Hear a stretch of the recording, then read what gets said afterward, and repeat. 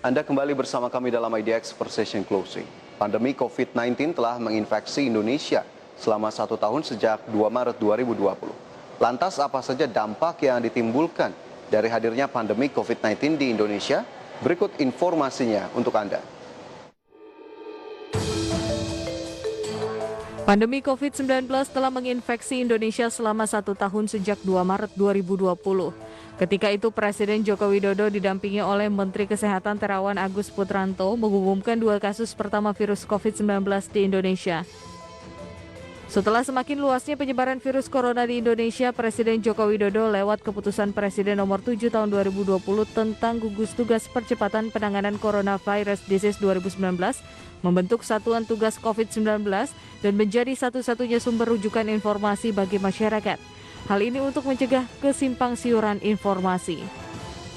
Pandemi COVID-19 juga telah menghantam perekonomian Indonesia, di mana pada kuartal 2 2020, PDB Indonesia tumbuh negatif 5,32%, dan di kuartal 3 2020 tumbuh negatif 3,49%, sehingga Indonesia dinyatakan masuk ke jurang resesi.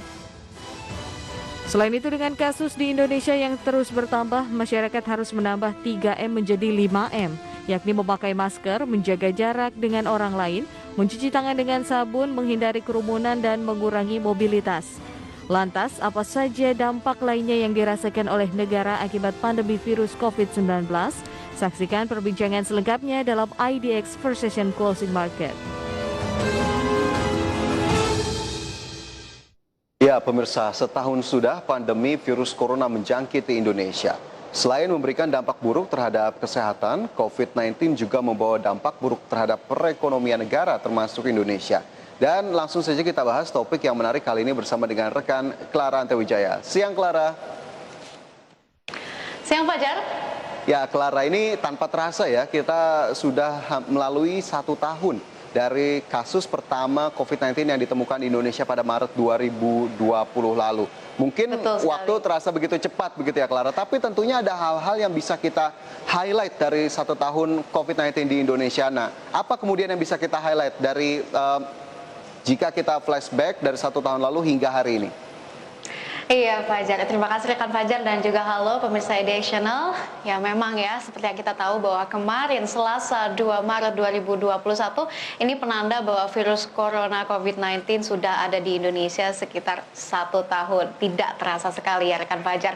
Dan juga ini yang menandakan bahwa 2 Maret 2020 yang lalu pemerintah melalui Presiden Joko Widodo memberitahukan kasus pertama COVID-19 yang ada di Indonesia. Jadi sudah tidak terasa 1 tahun virus corona menghantui Indonesia, dan tidak hanya Indonesia sebenarnya, karena seluruh negara juga memiliki perang yang sama terhadap virus corona, dan tidak terkecuali negara-negara adidaya seperti Amerika Serikat, China, Jepang, dan lain hal sebagainya. Dan mungkin Indonesia sebagai developing country juga memiliki PR yang banyak ya terkait dengan adanya pandemi virus corona ini. Dan pada awalnya memang masyarakat dan pemerintah lebih meng-highlight dari segi kesehatan ya terkait dengan virus corona yang dibawa dari Wuhan, China ini, tapi seiring berjalannya waktu justru malah aspek sosial ekonomi lah yang menjadi highlight setahun adanya virus corona di Indonesia ini.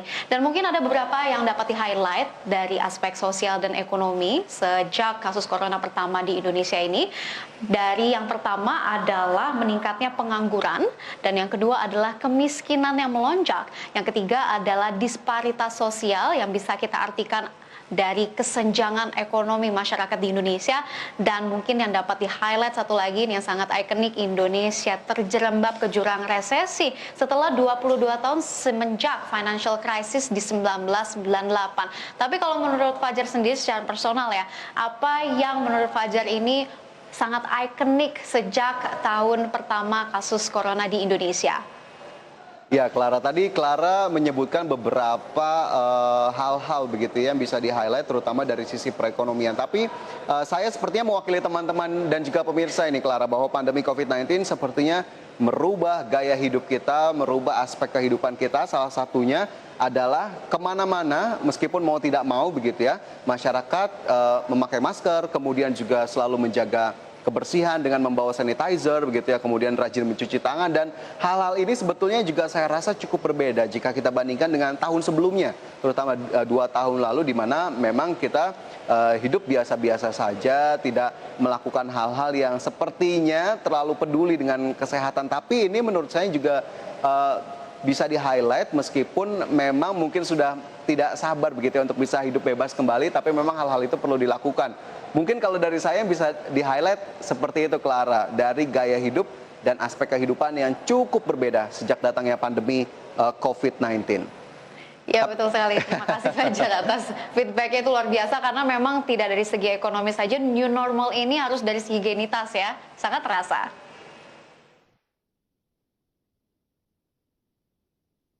Ya, jadi memang itu yang membuat hal-hal berbeda dibandingkan tahun-tahun sebelumnya. Nah, tadi juga Clara sempat menyebutkan beberapa hal, ada resesi, kemudian juga kemiskinan yang melonjak dan bahkan pengangguran. Nah, ini terkait pengangguran, Clara, satu hal ini yang tentunya tidak ingin semakin melonjak. Apa yang kemudian bisa dibagikan data-data atau hasil riset Clara terkait pengangguran? Ya, jadi pandemi virus corona ini secara rata memukul sektor perekonomian ya. Tidak hanya satu sektor saja, mungkin tourism dan mungkin yang bisa di-highlight lagi perekonomian secara nasional juga terkerek akibat dari virus corona ini. Dan juga ada data dari Menteri Ketenagakerjaan Ida Fauzia yang mengelaborasikan betapa parahnya tingkat pengangguran di Indonesia sejak kasus corona pertama di Indonesia. Kita bisa highlight dari data Agustus 2020 terdapat tingkat pengangguran di level 9,7 juta orang, dan ini meningkat 2,6 juta orang, Fajar, dan jumlah pengangguran tersebut merupakan tertinggi setelah Agustus 2008 yang dikiranya pada saat itu Agustus 2008 tingkat pengangguran sangat tinggi di level 9,39 juta orang. Namun rekor terbaru memang di Agustus 2020 yaitu di level 9,77 juta. Dan ini merupakan tingkat pengangguran paling tinggi semasa Presiden Joko Widodo menjabat di tahun 2014. Jadi kita bisa conclude bahwa memang daripada Agustus 2008 ini lebih parah 2020. Dan dapat disampaikan juga tingkat pengangguran lebih tinggi dibanding dengan pada saat financial crisis di 1998. Kita juga tahu ya, walaupun 1998 Indonesia juga resesi, sama-sama resesi dan juga tidak karena pandemi, tapi memang economic destructions dari semua negara yang mengakibatkan financial crisis. Tapi tingkat pengangguran pada 1998 itu berada di level 5 juta orang saja. Dan kalau kita melihat tingkat pengangguran yang ada di Agustus 2020 ini lebih tinggi di 9,77 juta orang yang menganggur di tahun tersebut. Jadi antara 1998 dan juga 2020 dari tingkat penganggurannya lebih banyak di tahun 2020, dan ini merupakan akibat dan konsekuensi ekonomi dari pandemi virus corona. Dan juga dapat diinformasikan bahwa tingkat pengangguran terbuka di Indonesia juga mengalami kenaikan sekitar 7,7%. Pada awalnya memang di Agustus 2019 ini berada di level 5,39%. Tapi kalau misalkan kita lihat tingkat pengangguran terbuka dari Agustus 2020 ini berada di level 7,7%. Dan tentunya angka tinggi ini juga disumbangkan dari lemahnya ekonomi yang mengakibatkan bisnis-bisnis terdampak dan harus melakukan layoff dan juga merumahkan berapa pegawainya begitu, karena efisiensi dari ekonomi bisnis tersebut dan juga pemotongan budget operasional, sehingga banyak sekali karyawan yang di PHK dan juga dirumahkan selama 1 tahun virus corona di Indonesia ini. Oke. Jadi memang ada data pengangguran mengalami peningkatan begitu ya di tengah pandemi COVID-19. Kemudian dua hal lainnya yang juga tadi disebutkan, Clara, ada kemiskinan dan juga kesenjangan sosial. Saya ingin ke kemiskinan terlebih dahulu. Apakah kemudian data juga menunjukkan kemiskinan mengalami peningkatan lagi-lagi di tengah pandemi COVID-19? Ya, tentunya dengan meningkatnya angka pengangguran ini juga memiliki korelasi yang sangat erat dengan angka kemiskinan. Ada data yang disampaikan oleh BPS bahwa September 2020 jumlah penduduk miskin di Indonesia mencapai 27,55 juta orang dan ini merupakan 10,19% jumlah penduduk dan jumlah penduduk miskin ini meningkat sekitar 1,13 juta orang jika dibandingkan dengan Maret 2020 yang berada di kisaran 26,42 juta orang. Tapi kalau misalkan kita membandingkan dengan Maret memang sudah terjadi pandemi virus corona dan mungkin kita bakal melihat data yang lebih dramatis, gap yang lebih besar lagi apabila kita bandingkan dengan September di tahun sebelumnya sebelum ada pandemi corona, yaitu di September 2019. Nah, data dari September 2019 ini jumlah penduduk miskin itu berada di level 24,79 juta orang. Jadi antara September 2019 hingga September 2020 kemiskinan terjadi lonjakan sekitar 2,76 juta. Begitu Fajar. Oke, lonjakan dari sisi kemiskinan juga terlihat di tengah pandemi COVID-19. Kemudian juga kemiskinan kita tahu yang mengkhawatirkan juga adalah kesenjangan sosial atau disparitas sosial. Nah ini apa yang bisa dibagikan juga ke pemirsa Clara terkait dengan kesenjangan sosial? Adakah kemudian data-data juga atau hasil risetnya seperti apa? Iya Fajar, jadi memang antara kemiskinan dan juga disparitas masyarakat ini memiliki korelasi yang sangat besar dan kita bisa memulainya dari kesenjangan perekonomian yang berada di tengah masyarakat Indonesia ini. Singkat cerita, memang kalau misalkan kita berbicara terkait dengan kesenjangan ekonomi, kita bisa melihat dari Gini koefisien atau Gini ratio. Nah memang ini merupakan salah satu metode untuk melihat dari sebuah negara apakah masyarakat di negara ini tuh termasuk memiliki disparitas tinggi atau tidak. Nah, Gini rasio atau Gini koefisien ini memiliki dua measurement yaitu 0 sampai 1. Apabila indikatornya mendekati 0 berarti memang kesenjangannya itu semakin tidak ada dan semakin mendekati 1 kesenjangannya semakin tinggi. Nah, apa yang terjadi di Indonesia lantas begitu ya? Dan kalau misalkan kita melihat dari data BPS, Badan Pusat Statistik melaporkan tingkat ketimpangan penduduk Indonesia diukur oleh Gini rasio yaitu berada di level 0,385 pada saat September 2020. Karena koefisiennya ini lebih daripada 3, 0,3 maksud saya. Jadi memang ini patut dikhawatirkan karena berarti kesenjangan sosial di Indonesia juga besar. Dan angka ini juga meningkat 0,004 poin apabila dibandingkan dengan Maret 2020 yaitu sebesar 0,381 dan ini juga angkanya lebih besar lagi dibandingkan dengan tahun-tahun sebelumnya apalagi sebelum adanya pandemi virus corona. Dan juga sebenarnya kalau misalkan kita melihat Gini ratio dan melihat ketimpangan sosial dan ekonomi dari masyarakat Indonesia, kita bisa melihat dari dua indikator yaitu dari kota dan juga pedesaan. Mungkin saya akan highlight dari kota. Kalau misalkan Gini rasio di perkotaan pada September 2020 tercatat 0,399 pada September 2020. Sedangkan kalau misalkan kita melihat ketimpangan yang terjadi di pedesaan, terdapat Gini rasio pedesaan pada September 2020 di 0,319 dan ini merupakan angka ini naik dari Maret 2020 yaitu di level 0,31. Begitu Fajar. Oke, Gini ratio yang memang bisa kita lihat sebagai salah satu indikator ya ternyata untuk kesenjangan sosial yang ternyata juga mengalami peningkatan.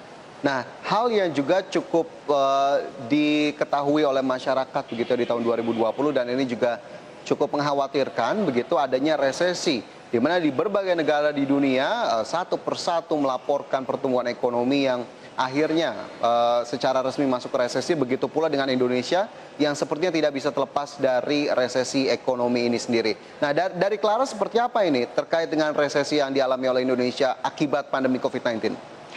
Iya Fajar, jadi memang pandemi COVID-19 ini berhasil mengkerek Indonesia ke zona resesi pada tahun 2020 yang lalu. Karena memang suatu negara ini bisa dikatakan masuk ke dalam jurang resesi apabila 2 kuartal berturut-turut perekonomiannya ini berada di zona merah alias minus pertumbuhannya.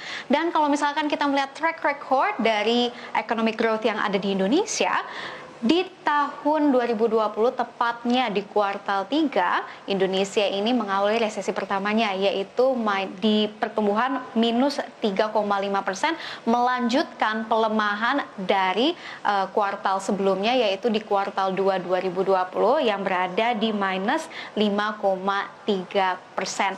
Dan tentu saja sebenarnya kita bisa melihat pemulihan ekonomi di kuartal 4 2020, tapi tetap saja Indonesia masih berada di zona minus begitu ya. Jadi sebenarnya memang ini merupakan hal yang sangat ikonik di tahun 2020 terkait dengan sejak kasus corona pertama di Indonesia ada, dan memang resesi di Indonesia ini terjadi 22 tahun setelah financial crisis di 1998 yang memukul perekonomian Indonesia. Dan juga bisa diinformasikan bahwa memang pemerintah ini memiliki sinergi antara satu sama lain stakeholder untuk menargetkan bisa keluar dari zona resesi di kuartal pertama 2020. Tentunya banyak sekali stimulus yang diberikan, insentif yang diberikan oleh pemerintah untuk perbaikan ekonomi di kemudian hari. Dan berikut ada tanggapan dari ekonom senior KUR Indonesia. Mari kita lihat cuplikannya. Kalau dari sisi pemulihan ekonomi, ya, respons dari pemerintah saya kira dan juga otoritas ini juga harus kita pertimbangkan, saya kira relatif baik ya. Mulai dari dikeluarkannya Perpu, ya, saya kira Perpu itu adalah wujud dari bagaimana pemerintah mampu mengantisipasi ya, apa yang akan terjadi ketika pandemi ini berlangsung. Ya. Sehingga apa saja yang dibutuhkan itu sudah tertuang di dalam Perpu. Ya, yaitu misal kebutuhan pembiayaan APBN yang defisitnya pasti melebar, itu sudah diantisipasi dari sejak awal. Nah, berikutnya adalah juga bagaimana mengisi kemungkinan pelebaran defisit itu. Ya, dalam hal ini pemerintah sudah mengantisipasi dalam Perpu mengizinkan BI untuk melakukan pembelian surat utang pemerintah di pasar perdana, ya, di pasar primer. Dan itu juga sangat membantu ya, yang pada ujungnya berbentuk burden sharing antara pemerintah dengan BI. Ya, jadi memang pemerintah ini memberikan banyak insentif dan stimulus untuk membuat perekonomian Indonesia semakin lebih baik dan pulih dari konsekuensi ekonomi yang dihadirkan oleh pandemi virus corona. Dan juga apabila kita melihat dari insentifnya ini lebih cenderung untuk menaikkan people's purchasing power atau menaikkan daya beli masyarakat. Kita bisa melihat stimulus yang terakhir ini terkait dengan PPNBM yang diberikan untuk relaksasi pajak mobil dan juga DP 0% untuk membeli rumah dan lain hal sebagainya. Ini semata-mata untuk menaikkan konsumsi dalam negeri, karena memang seperti yang kita tahu bahwa GDP Indonesia ini kontribusinya lebih banyak sekali dari konsumsi rumah tangga. Begitu, Fajar. Oke, dengan laju perekonomian yang cukup berat di tahun 2020 dan tadi targetnya cukup positif begitu di kuartal 1. Tapi sinyal-sinyal perbaikan ekonominya sendiri apakah sudah mulai terlihat, Clara? Ya, sinyalnya sudah semakin terlihat sehingga ini yang membuat optimisme pemerintah semakin tinggi lagi untuk mencapai perbaikan ekonomi di tahun 2021 dan tahun berikutnya. Dan adapun statement dari Menteri Koordinator Bidang Perekonomian Erlangga Hartarto yang memproyeksikan bahwa perekonomian Indonesia akan pulih atau tumbuh positif di tahun ini sekitar 4,5% atau di 5,3%. Artinya ini Indonesia akan bangkit dari jurang resesi, dan menurutnya prediksi ini sejalan dengan perkiraan bahwa perekonomian global akan semakin membaik juga dan tidak akan ada di zona minus lagi, di mana konsensus mengatakan bahwa perekonomian global akan tumbuh di rentang sekitar 4 sampai dengan 5,5% di tahun ini. Dan tentunya ini tidak lepas dari sinergi antar masyarakat dan juga global society ya untuk memerangi pandemi COVID-19. Oke, lantas jika kita lihat tadi targetnya cukup optimistis begitu ya untuk mencapai pertumbuhan yang positif, tapi apa sebetulnya yang mendasari optimisme pemerintah ini, Clara, terkait dengan perbaikan ekonomi?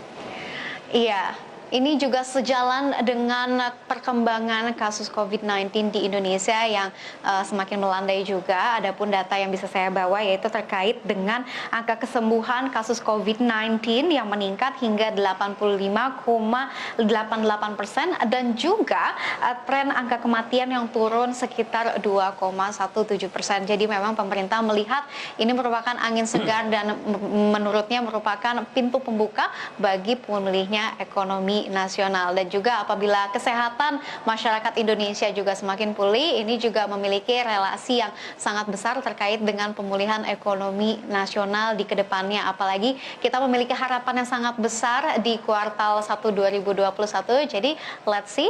Dan juga pemerintah melalui beberapa kebijakan juga ya tetap mengupayakan agar laju penyebaran virus COVID-19 ini tidak kemana-mana dan semakin menekan dan akhirnya pandemi COVID-19 akan selesai. Ya, itu tentunya menjadi harapan kita semua begitu ya, agar pandemi ini segera berakhir dan aktivitas perekonomian tentunya bisa kembali pulih dan mencapai level yang optimal. Baik, Clara, ini menjadi ujung diskusi kita kali ini. Terima kasih banyak sudah bergabung siang ini. Selamat bertugas kembali. Ya, pemirsa, IDX Precision Closing akan segera kembali dengan informasi lainnya. Tetaplah bersama kami.